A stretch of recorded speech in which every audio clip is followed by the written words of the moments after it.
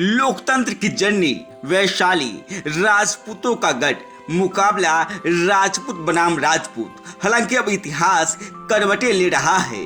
Rajput versus अब कौन? चर्चा राजपूत का मुकाबला भूमिहार की है। लोजपा की राजपूत उम्मीदवार बीना सिंह को टक्कर राजद की भूमिहार कैंडिडेट अनु शुक्ला से मिल सकता है। मुकाबला आसान होगा या कड़ा, ये जनता जाने, लेकिन वैशाली लोकसभा क्षेत्र में राजपूत और भूमिहार कैंडिडेट की चर्चा से ही सियासी गर्मी पैदा हो गई है। वैशाली सीट 1996 से लगातार राजपूत कैंडिडेट ही जीतते रहे हैं। सबसे पहले लवली आनंद, उसके बाद तो सिलसिला ही शुरू हो गया। फिर रघुवंश सिंह, रामा सिंह, बीना देवी, यानी सभी राजपूत उम्मीदवार ही जीतते रहे। अब देखना होगा कि परंपरा कायम रहता है या इतिहास करवट लेता है। इतिहास करवट लेने का मतलब है कि क्या इस सीट पर फिर से भूमिहारों का कब्जा हो जाएगा। दरअसल वैशाली सीट राजपूत नहीं बल्कि भूमिहारों का कभी गढ़ था। सराय इलाके के धरहरा स्टेट का इस सीट पर बादशाहत रहा है। बिहार के नामी शख्सियत रहे लंकर सिंह के बेटे दिग्विजय सिंह लगातार 1952 से 1977 तक 6 बार इस सीट से सांसद बनते रहे।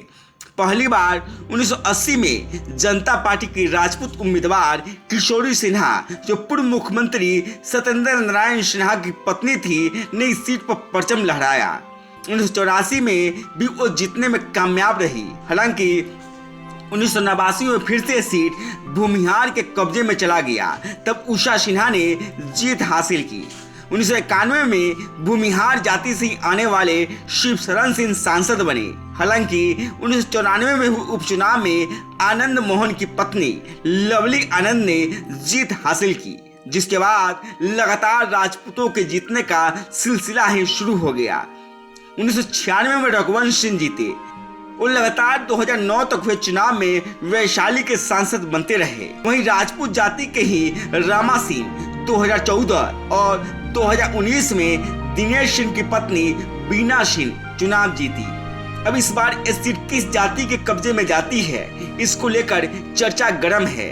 बीना सिंह मौजूदा सांसद हैं, तो अनु शुक्ला बाहुबली मुन्ना शुक्ला की पत्नी है। पूर्व में विधायक रह चुकी हैं। वैशाली से लोकसभा का चुनाव भी लड़ चुकी हैं। हालांकि तब मुन्ना शुक्ला जेल में थे, लेकिन इस बार जेल से बाहर है। ऐसे में मुकाबला कड़ा होगा, इसे शायद ही कोई इनकार करे। वैशाली लोकसभा में 6 विधानसभा क्षेत्र आता है। मीनापुर, कांटी, बरूराज, पारू, साहेबगंज और वैशाली। अगर जातीय लिहाज से देखें तो पारू और साहेबगंज में राजपूत मतदाताओं की बहुलता है। यहाँ यादवों की भी अच्छी खासी संख्या है। वहीं बरूराज में सबसे अधिक मुसलमान माने जाते हैं। दूसरे नंबर पर राजपूत और तीसरे पर भूमिहार की आबादी मानी जाती है। कांटी में मुसलमान और भूमिहारों की बहुलता है।